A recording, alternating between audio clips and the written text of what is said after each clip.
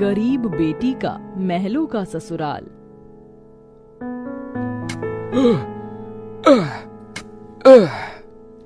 तपती धूप में वह गरीब किसान खेतों में फावड़ा चला रहा था। उसके माथे से तर तर पसीना बहे जा रहा था। तभी गंगा गमछा उठाकर पिता का पसीना पोंछती है। बाबा, आपके माथे से कितना पसीना बह रहा है, आप थक भी गए हैं, थोड़ी देर आराम कर लो, फावड़ा मुझे दो। गंगा को खेत में फावड़ा चलाते देख सेवक राम की आंख भर आती है। मेरी गरीब बेटी के जिन हाथों में मेहंदी लगनी थी, उन्हीं नाजुक हाथों से मेरी गंगा सख्त फावड़ा चला रही है। तू एक गरीब की बेटी को ही ऐसा भाग्य देकर क्यों भेजता है भगवान? एक गरीब के जीवन की सबसे बड़ी दुविधा बेटी को ब्याहना होता है। ये कहानी है ऐसे ही किसान सेवक राम की, जो बड़ा गरीब है। उसकी दो बेटी गंगा और अंजू है। यूं तो सेवक राम ने गंगा के लिए कई रिश्ते ढूंढे, मगर भला एक गरीब की बेटी का हाथ कौन थामना चाहता है। किसी तरह से उनका जीवन कट रहा था। सेवक राम, उसकी बूढ़ी पत्नी जानकी और दोनों बेटी सारा दिन तपती धूप में खेत में काम करते रहे। शाम को खेत का मालिक ब्रिज वहाँ आया। अरे ओ सेवक राम, सारा खेत जोत दिया? जी ब्रिज बाबू, खेत भी जोत दिया और बीज भी बो दिया। ये ले, तेरे परिवार की आज की दिहाड़ी 250 रुपए। ये क्या मालिक, आप पैसे तो कम दे रहे हैं। पहले मेरी अकेले की दिहाड़ी आप मुझे 200 रुपए देते थे, फिर घटाकर 100 रुपए कर दिया और फिर सीधे 70 रुपए कर दिया, और उसमें भी पूरे पैसे नहीं दे रहे हैं। मैं, मेरी दोनों बेटी और पत्नी को मिलाकर हम कुल 4 जन आज खेत में दिन भर जर मर कर खटे हैं। अरे 30 रुपए ही तो कम है, उसमें क्या तू खरीद लेगा? है एक एक रुपया भी मेहनत से कमाना पड़ता है मालिक। फिर ब्रिज बाकी के 30 रुपए भी सेवक राम को दे देता है, जिसके बाद वह अपनी मढ़ई में आ जाते हैं और गंगा सबको खाना बनाकर खिलाती है और एक फटे गुदरी पर पूरा परिवार जमीन पर लेट जाता है। मगर एक पिता होते हुए सेवक राम चिंता में सो भी नहीं पाता। वह रात भर आंसुओं से बिछौना भिगोता है। अजी, आप अभी तक जाग रहे हैं? जिसके घर में जवान बेटी ब्याहने को हो, वो कैसे सोए? जाने मेरी गरीब बेटी के भाग्य में क्या लिखा है। भगवान ने सभी के घर आंगन में भाग्य जाग रहे हैं, मगर मेरी मढ़ई के आंगन में मंडप कब बनेगा? अजी, तुम चिंता मत करो, भगवान ने कहीं न कहीं जोड़ी बनाई होगी। सेवक राम का यही दुख कम न था। अभी तो और भी कठिनाई आने को थी। अगले दिन जब चारों खेत में पहुँचे कि तभी। क्यों रे सेवक, कल तू 30 रुपए के लिए पाठ पढ़ा रहा था, अब क्या करेगा? क्योंकि ये सारी की सारी जमीन तो पृथ्वीराज जी ने खरीद ली। तभी अंजू ने गंगा से कहा, दीदी, अब हम क्या खाएंगे? खेत बोकर ही तो थोड़े बहुत पैसे मिलते थे। सेवक राम अपने परिवार को लेकर लौट आया। वह दिन रात चिंता में गलने लगा। ऐसे घर कैसे चलेगा प्रभु?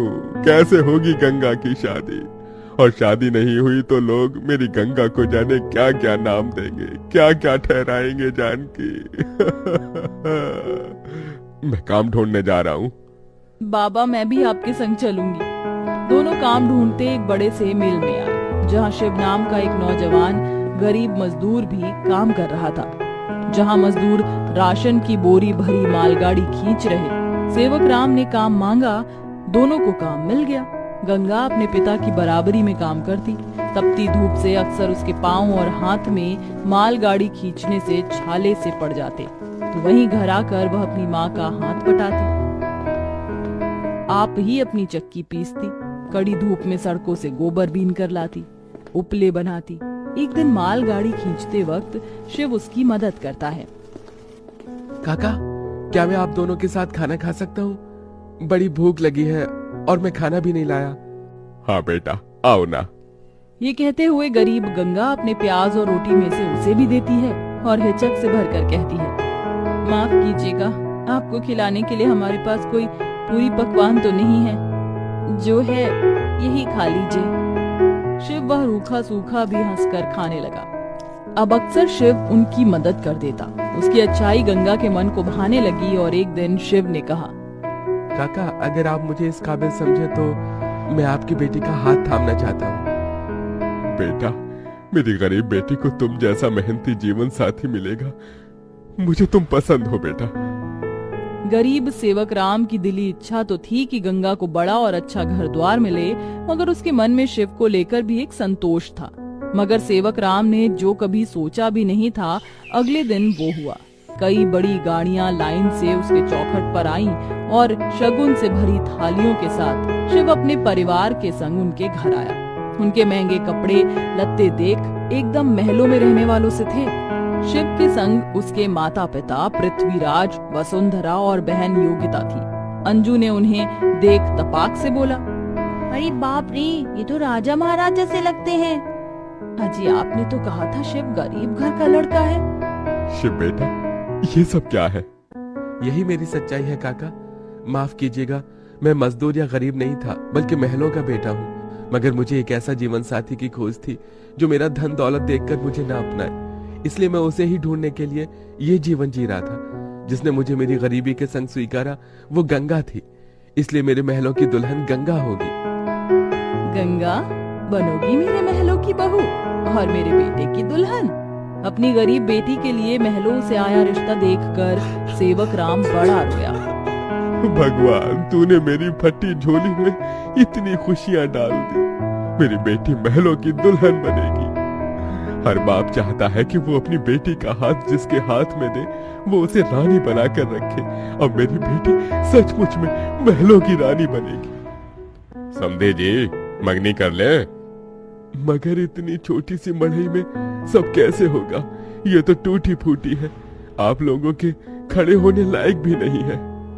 मगर इस मढ़ई में आप जितने दिलदार लोग रहते हैं तो ये महलों से बढ़कर है। इसके बाद सेवक राम के छोटे से मढ़ई में उसकी गरीब बेटी की मंगनी होती है, जहां और थोड़े दिन के बाद बड़े ही धूमधाम के साथ गंगा की शादी होती है, जहां वह मंडप में मन ही मन कहती है, हे गौरी मैया, आपका धन्यवाद जो आपने मुझको मनचाहा वर दिया।